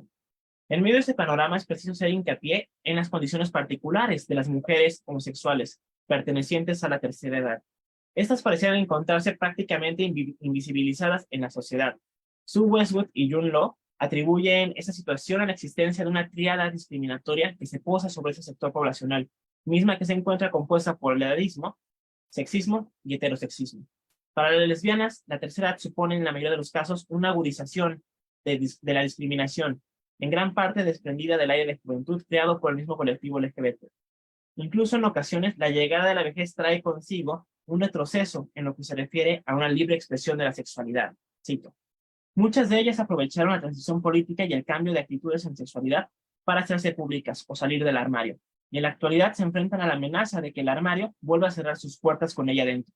Nuestra sociedad reconoce con dificultad la existencia de sexualidad entre personas mayores, y si esta es de carácter homosexual o lesbiano, no se menciona. Como se ha podido apreciar hasta el momento, el colectivo LGBT es diverso y no se encuentra exento de la discriminación aún dentro de sus miembros. La misma diversidad que lo caracteriza hace necesario hablar de la existencia de múltiples maneras de expresión de la sexualidad y de las mismas orientaciones sexuales. En lo que concierne directamente a las mujeres lesbianas de la tercera edad, Sue Westwood propone en su obra Aging, Gender and Sexuality, Equality in Later Life de 2016 la existencia de 5 cohortes en las cuales puede ubicarse a las integrantes de su sector poblacional, de acuerdo a la expresión de su sexualidad, mismas que se presentan en la siguiente diapositiva. La primera cohorte corresponde a fuera temprano, out early. Esta consiste en mujeres que siempre se identificaron a sí mismas como lesbianas y que únicamente se relacionaron con otras mujeres. Escapando, breaking out. Mujeres que siempre estuvieron conscientes de sus preferencias hacia otras mujeres, pero que enfrentaron una crisis de identidad donde pudieron relacionarse tanto con hombres como con mujeres. Averiguando, finding out. Mujeres que después de cierto tiempo terminaron descubriéndose a sí mismas como lesbianas, pese a que pudieron haberse relacionado en el pasado con varones. Realización tardía, late performance. Mujeres que llevaron una vida heterosexual sin percatarse de la atracción que sentían hacia otras mujeres. Generalmente, esta realización se presenta al momento en el que conocen o se relacionan con otra mujer en una etapa madura de sus vidas. Y la última cohorte, lesbiana por elección, lesbian by choice, son mujeres involucradas en el activismo y lesbianismo político de los años 70 y 80 que eligieron una identidad lesbiana sin vincularse con los varones. Por lo general se encuentran fuertemente vinculadas, tanto en la teoría como en la práctica, con el feminismo y la lucha por la igualdad y la no discriminación. La invisibilidad del adulto mayor homosexual no solo se encuentra presente en el activismo o en los estudios en torno a la sexualidad, sino también en los medios de comunicación, específicamente en el cine. Tanto en la filmografía hollywoodense como en la mexicana, es posible encontrarse con el predominio en la representación de jóvenes gays y lesbianas, excluyendo a otros sectores poblacionales. La misma Beatriz Gimeno critica esta imperdonable ausencia en la publicidad y en los medios de expresión artística y cultural, considerándola como una exclusión y omisión derivada de los intereses capitalistas y consumistas. Los filmes que cuentan con un personaje protagónico homosexual perteneciente a la tercera edad son prácticamente nulos e inexistentes, situación que evidencia la marginalidad a la que se encuentran sujetas esas personas mayores, quienes además de lidiar con la supresión de su sexualidad, deben enfrentarse al rechazo y a la crítica social y la mayoría de las veces al abandono. No obstante, en medio de este panorama fílmico excluyente para ese sector poblacional, es posible encontrarse con contadas excepciones a la regla, varias de ellas ya mencionadas en la ponencia anterior. En 2015 fueron estrenados 2 filmes que presentaban dentro de sus diégesis a mujeres homosexuales de la tercera edad como cabezas de sus respectivas familias. Se trata de las películas Tres generaciones de Gaby Delal y Mi abuela de Paul Bates. Cabe señalar que ambas obras fueron producidas por estudios comerciales y no por casas productoras dedicadas a crear filmes para la comunidad LGBT. Es decir, los 2 filmes fueron exhibidos en las salas de cine estadounidenses en la cartelera regular. A continuación procedo a analizar un poco el contenido de ambas películas. Tres generaciones de Gaby Delal 2015. Es un filme estadounidense protagonizado por las actrices Elle Fanning, Naomi Watts y Susan Sarandon. La trama se centra en los problemas a los que se enfrentan 3 generaciones de mujeres pertenecientes a la misma familia. Al momento en el que la menor de ellas, Ray, decide que quiere iniciar el tratamiento correspondiente para cambiar de sexo. El filme comienza en el consultorio del médico de Ray. Frente al doctor se encuentran 4 mujeres evidentemente nerviosas por los cambios que les esperan en los próximos meses. Ray es acompañada en estos momentos por su madre Maggie y sus abuelas maternas, Dolly y Frances. Habiendo tomado la decisión familiar, el médico les informa a las mujeres que es necesario que se llene el formulario correspondiente para que dé inicio al tratamiento para transformarse en varón. Sin embargo, una serie de complicaciones se irán presentando a lo largo de la trama, las cuales dificultan el inicio del tratamiento hormonal. El principal de esos obstáculos se encuentra encarnado por el padre biológico de Ray, a quien no ha tratado por varios años y ahora vive con una nueva familia en las afueras de Nueva York. Ray y su madre deberán hacer frente a los fantasmas de su pasado para conseguir la firma del padre de la menor. Simultáneamente, las 3 generaciones de mujeres tendrán una serie de confrontaciones y discusiones que terminarán fortaleciendo los vínculos entre ellas. De esta manera, el cambio al que se someterá Ray significará una transformación para todo el núcleo familiar. En primera instancia, antes de abordar el personaje de las abuelas Dolly y Frances, resulta preciso realizar un breve recorrido de la configuración del resto de la familia presentada en 3 generaciones. Ray, anteriormente llamada Ramona, funge como hilo conductor de las diferentes subtramas que se plantean en el filme de Gaby Delal y como eje central de la problemática. Ray es una adolescente de 16 años que enfrenta un serio conflicto, se considera a sí misma como un varón atrapado en el cuerpo de una mujer. Inconforme con su apariencia corporal, buscará a toda costa iniciar el tratamiento hormonal para transformarse en hombre. Como principal apoyo, Ray cuenta con su madre, quien la crió en solitario con la ayuda de sus 2 abuelas maternas. Maggie se muestra dispuesta a apoyar por completo a su hija en esa importante transformación. Paralelamente, Ray se ve obligada a hacer frente a las dificultades de su día a día. Por una parte, algunos de sus compañeros del colegio la acosan y molestan por su apariencia masculina, llegando a golpearla en un callejón. De igual manera, Ray busca iniciar una nueva vida como hombre lejos del entorno social que la ha criticado. Por eso mismo está dispuesta a dejar su antigua escuela y su hogar para comenzar desde cero lejos de aquel mundo que alguna vez la llegó a concebir como una mujer. En lo que se refiere a Maggie, la madre de Ray, esta es una mujer insegura que se dedica al diseño y que se encuentra dispuesta a hacer todo a su alcance para apoyar a su hija. Sentimentalmente, Maggie cuenta con un gran vacío debido a una traumática experiencia que vivió con su antigua pareja, el padre de Ray, a quien engañó con su hermano, situación que le impide a la mujer relacionarse con otros hombres y limita la expresión de su sexualidad. La inseguridad de Maggie se evidencia en su mismo modo de vida, ocupando una habitación en la casa de sus madres y viviendo a expensas de estas. En cierto modo, el personaje de Naomi Watts representa a una mujer sumisa, nerviosa, insegura y tímida que comenzará a descubrirse a sí misma, así como a renovarse y a cambiar, a raíz de que Ray toma la decisión de cambiar de sexo.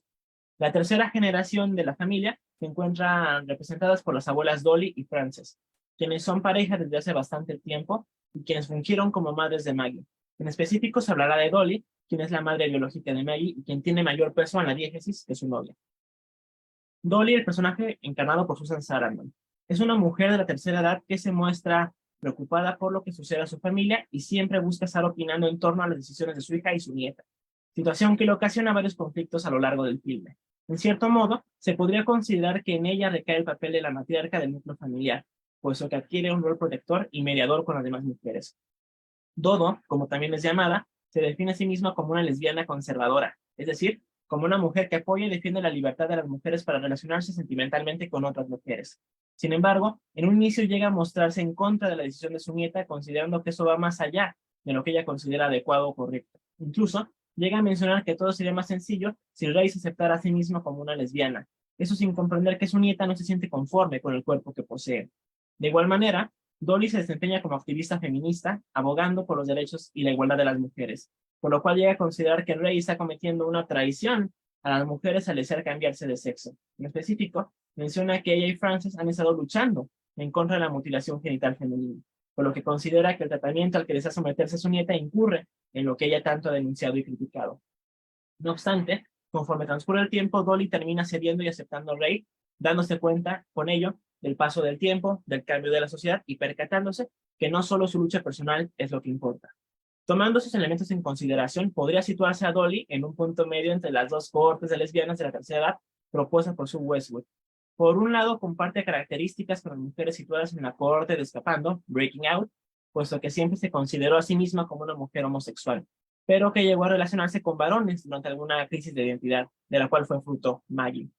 De igual manera, se destacan elementos propios de la corte de lesbiana por elección, lesbian by choice, como lo son la participación activa en movimientos sociales a favor de la igualdad y la equidad, siendo los derechos y libertades de la mujer los defendidos por el personaje de la cinta de Delal.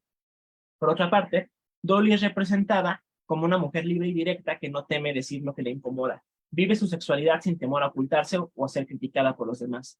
En ese sentido, el contenido del filme sigue la línea de lo expresado por Beatriz Gimeno en torno a las mujeres homosexuales de la tercera edad. La mayoría de las lesbianas, por el contrario de los hombres gays, llegan a la edad madura o anciana con la sensación de libertad que no han conocido en su juventud. Inclusive, podría hablarse de la existencia de un aire de juventud en torno al personaje de Dolly, que supera al de su propia hija, situación que posiblemente la lleva a congeniar mejor con su nieta y se le representa como una mujer segura de sí misma, de sus ideas y de su sexualidad. En su papel de matriarca, Dolly se muestra al pendiente de lo que ocurre con cada miembro de su familia. Por una parte, le preocupan las decisiones que tome su nieta y por otra, la salud emocional y sentimental de su hija, estando consciente de las necesidades y problemas de Maggie. Dodo le pide a esta que comience a prepararse para dejar la casa, puesto que considera que ha llegado el momento en que ésta cuide de sí misma y de su hija, sin depender ya de su cobijo ni del de Frances. Asimismo, una vez que los conflictos entre Maggie y la familia del padre biológico de Ray surgen, Dolly actúa como mediadora entre estos, logrando una pronta conciliación, que como se verá en la última escena del filme, terminará uniendo nuevamente a toda la familia. En ese sentido, Dodo se convierte en el pilar de la familia a quien acuden los demás cuando necesitan algún consejo o quien decide intervenir e involucrarse cuando las demás integrantes de su núcleo lo necesitan. Finalmente, en lo que se refiere a su vida con Frances, ambas sostienen una buena relación en donde se comunican constantemente inquietudes y problemas. Se han acostumbrado completamente a la vida en pareja y comparten intereses y gustos, como lo podría ser el consumo de alimentos de procedencia orgánica confirmada, el aprecio hacia la vida de los animales, hasta el grado de preocuparse por dar sepultura digna a un ratón muerto, la lucha feminista y el deseo de compartir la vida hasta sus últimos días sin que se encuentren atadas o comprometidas por un vínculo como el matrimonio, al que consideran innecesario, gracias al afecto que sienten entre sí. La representación de la mujer homosexual de la tercera edad en 3 generaciones no muestra los problemas y dificultades a los que ese sector poblacional se enfrenta, como lo podría ser la discriminación. En cambio, se dedica a mostrar la vida en plenitud de Dolly y Frances, quienes viven y expresan libremente su sexualidad, siendo coherentes con la lucha y causa feminista. De igual manera, esa cinta de Gaby Deral hace hincapié en los nexos y vínculos intergeneracionales, los cuales llegan a encontrarse cerca del desenlace del filme, libres de prejuicios y tabúes, situación que permite la aceptación de la homosexualidad de las abuelas y el mismo deseo de Ray de cambiarse de sexo. Mi abuela es un filme estadounidense dirigido por Paul Weitz en 2015 y protagonizado por Lily Tomlin.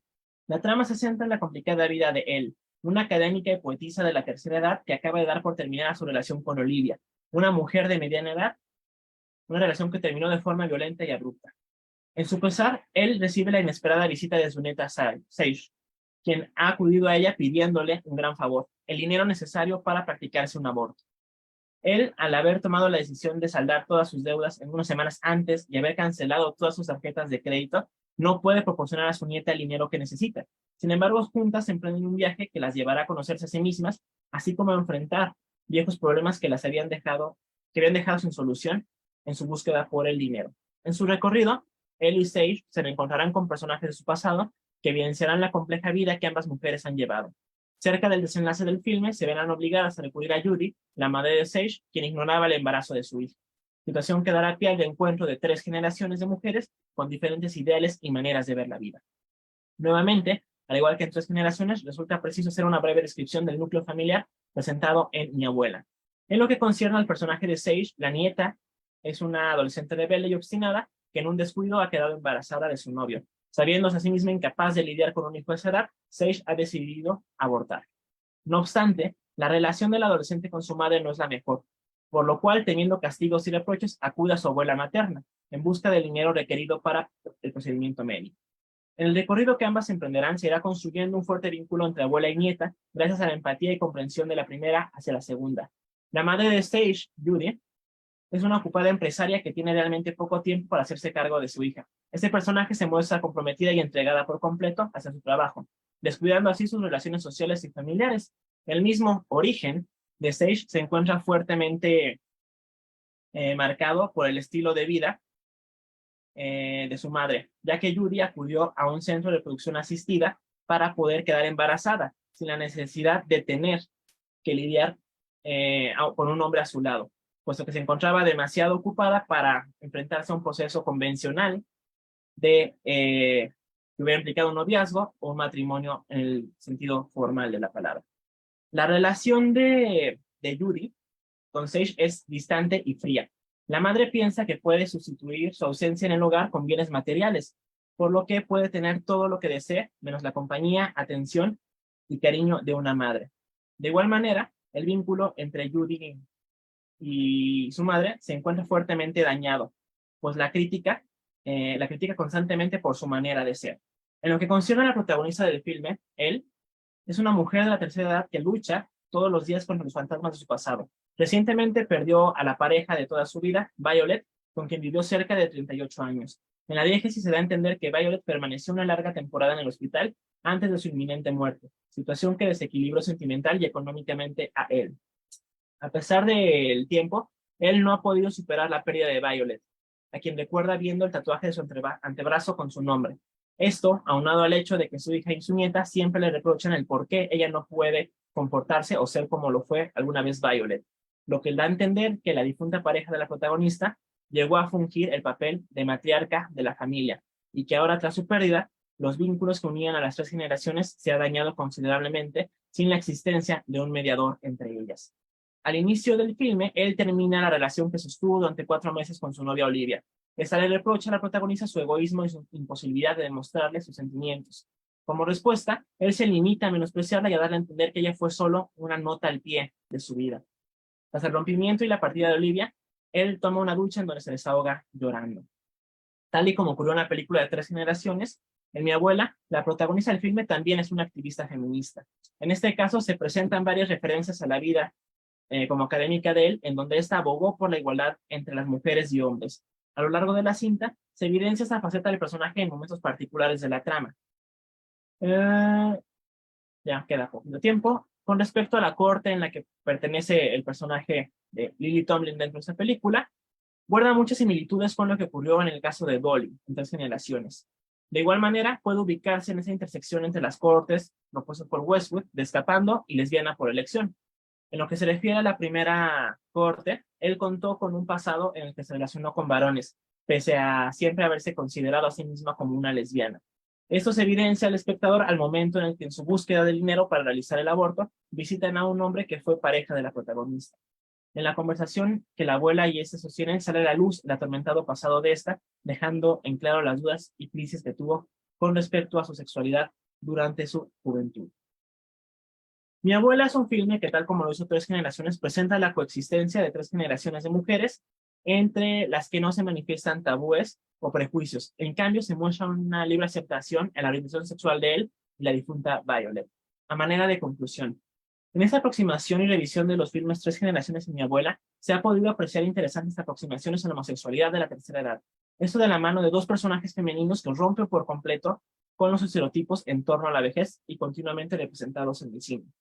En ambas producciones, es posible encontrarse con la representación de 3 generaciones de mujeres, cada una con sus respectivas formas de ver el mundo, de expresarse y de vivir su sexualidad. La presencia de esos 3 niveles del árbol genealógico permite la exaltación de diferentes ideologías y mentalidades con respecto a la temática abordada en los filmes. No obstante, se presenta una aceptación intergeneracional en donde se acepta a cada miembro del núcleo familiar tal cual es, sin la presencia de tabúes o marginación. Asimismo, en ambos casos se muestra una mayor cercanía de la generación. Eh, Se acepta una aceptación entre una generación y otra. Se aprecia con complicidad y empatía generada entre las mujeres de la tercera edad y sus nietas. Se relaciona esto con las peculiaridades que cada una de ellas tuvo que enfrentar, sobre todo destacando la aceptación. Sobre todo, estas películas destacan que una generación no está peleada con otra, y sobre todo dan pie a la apertura hacia nuevas formas de ver el mundo, nuevas formas de ver la homosexualidad que ha llegado a estar reprimida al momento de hablar del adulto mayor. Muchas gracias. Comenzamos con la sesión de preguntas y respuestas. En concreto, tenemos una pregunta para Leslie Zavala, que llegó por aquí. ¿Estás por ahí, Leslie? Ok. La pregunta dice lo siguiente. Han habido múltiples representaciones lésbicas en la historia del cine. ¿De qué modo el retrato de una mujer en llamas contribuye para una representación digna y lejos de clichés y estereotipos?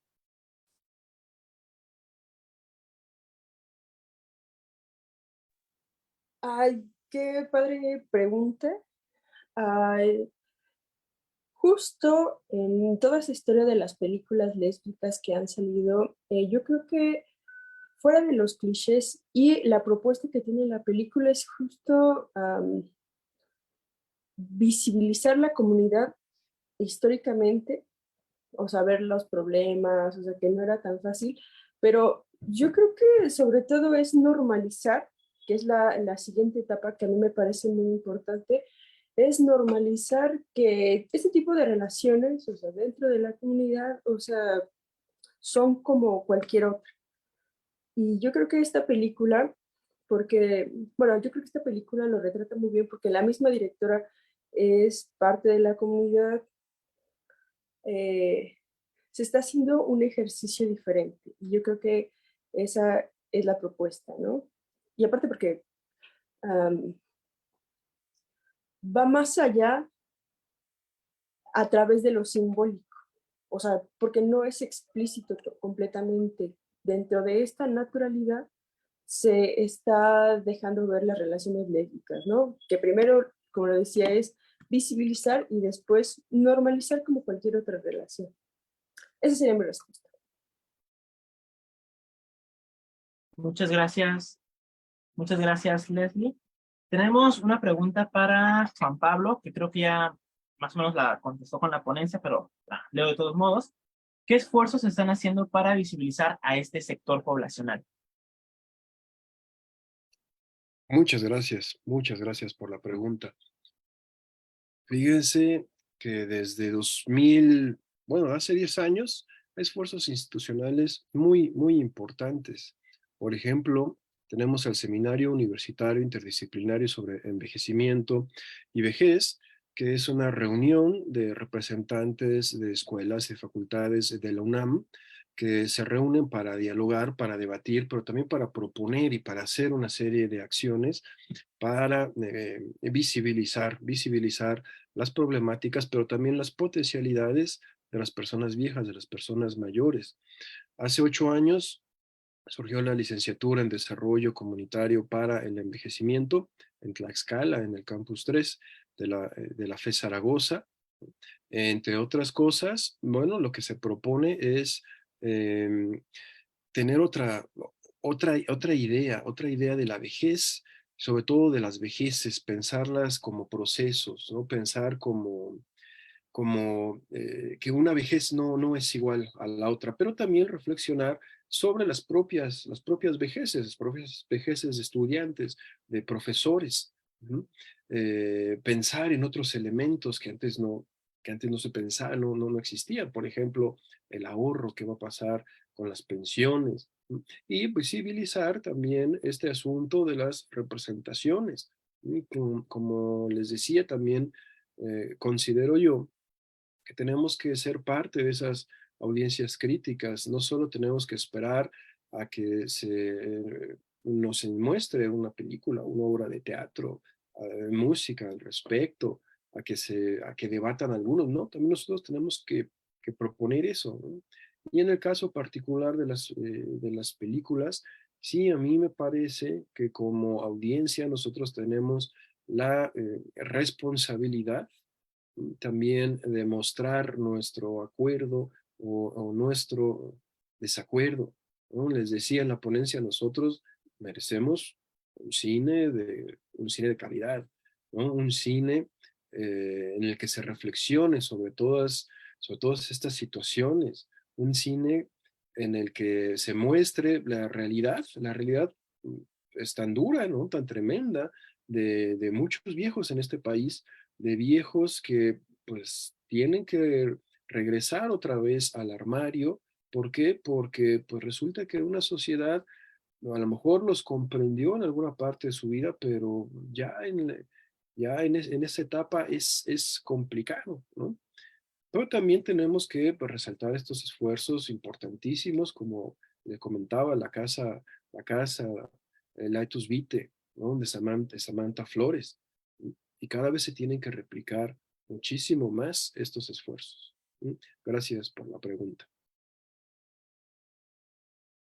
Gracias. Juan Pablo, tenemos una pregunta para ti y para mí, la leo.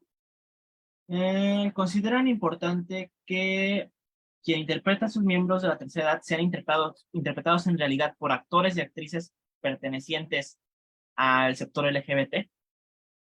Si quieres opinar. Ujú. Sí, totalmente, totalmente. Bueno, digamos, no sé si comprendí bien la pregunta, ¿no? Pero yo sostengo que los papeles de las personas viejas, las personas mayores, deben ser interpretados por personas viejas o por personas mayores.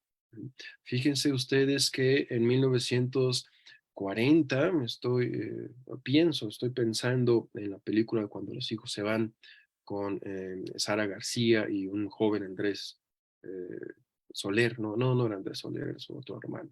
Pues ellos jóvenes lo que hacen es que se caracterizan de viejos, ¿no? Pero pues, a medida que el envejecimiento poblacional avanza, en la medida en que cada vez hay más viejos, ¿no? Pues bueno, pues también ellos tienen que aparecer, ¿no? Ellos tienen que interpretar, los actores tienen que interpretar papeles pues, que están reflejando esas problemáticas, esas maneras de vivir, esas maneras de ser. Y pues también sería maravilloso que las películas con tema de la diversidad sexual en las vejeces, también actores que se han mostrado abiertamente, ¿no? Que han salido, que ellos están felices, que están orgullosos, ¿no? De pertenecer a esta comunidad, que también los hagan. ¿Mm? Sí, yo también respondiendo un poco a esa pregunta, ya ha habido casos en donde una persona de la tercera edad perteneciente al colectivo LGBT se ha interpretado a alguien, por ejemplo, es el caso de la película que hablé de mi abuela, la actriz Lily Tomlin es lesbiana, o sea, está interpretando un personaje que va acorde a sus preferencias de su orientación sexual, o sea que es algo muy interesante, muy trascendente. Y casos como ese también se han ido presentando a nivel internacional.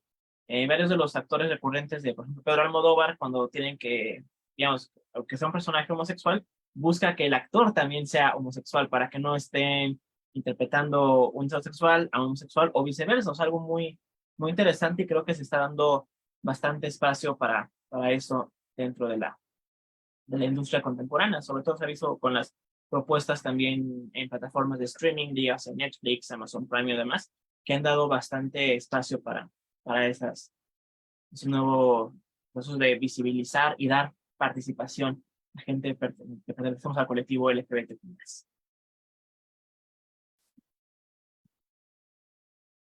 Reviso Facebook, pero creo que ya no hay más preguntas. Facebook, ¿no? Pues con esto damos por concluida la tercera y última mesa del primer coloquio de cine LGBTQ+, entre la visibilidad y la inclusión. Está con nosotros aquí el maestro Rogelio Laguna García, que va a apoyar clausurando este primer coloquio. Adelante, Rogelio.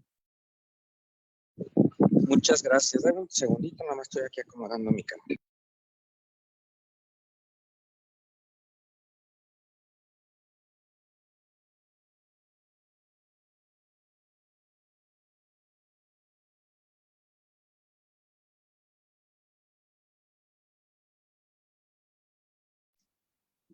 Muy buenas tardes a todos y todas. Me da muchísimo gusto que se haya llevado a cabo este coloquio organizado por el doctor Alfonso Ortega Mantecón para la Asociación Interdisciplinaria para el Estudio de la Historia de México. Es un gusto llevar a cabo actividades. Perdón, un segundito.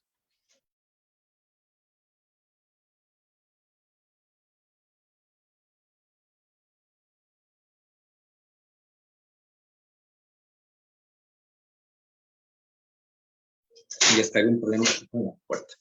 Llevar actividades en el marco del mes de la diversidad sexual. Revisando hace unos días estadísticas del INEGI, la población de la diversidad sexual en México es una de las poblaciones con mayor restricción en el ejercicio de sus derechos en nuestro país. Por eso felicito mucho al doctor Mantecón por haber llevado a cabo este coloquio y festejo que la asociación sea un lugar que dé cabida a estos eventos. Felicito a los ponentes, a los asistentes y haciendo las 6 de la tarde con 19 minutos, damos por concluidos los trabajos de este coloquio de cine y la diversidad sexual. Muchas gracias. Muchas gracias.